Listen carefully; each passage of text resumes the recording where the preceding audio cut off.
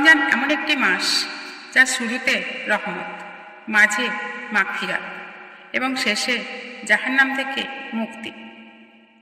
রমজানে রোজাদারের জন্য দুটি আনন্দ রয়েছে, একটি ইফতারের সময় এবং আরেকটি তার রবের সাথে সাক্ষাতের সময়। রমজান মাস হলো দোয়া কবুলের উত্তম সময়। এই রমজান মাসে আল্লাহর কাছে আপনার ছোট বড় সমস্ত আর্জিগুলো পেশ করুন।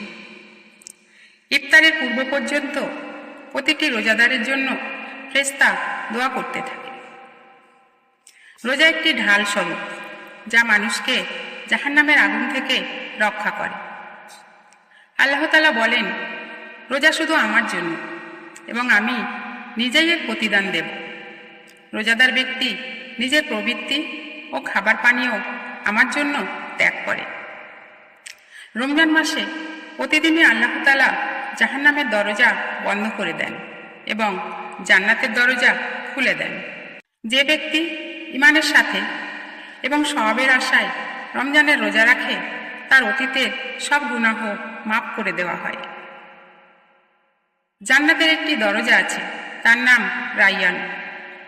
কিয়ামতের দিন শুধু রোজাদাররা এই দরজা দিয়ে প্রবেশ করবে। রোজার একটি অন্যতম ফজিলত হল রোজার মাধ্যমে আচার আচরণ ও চরিত্র সুন্দর হয়।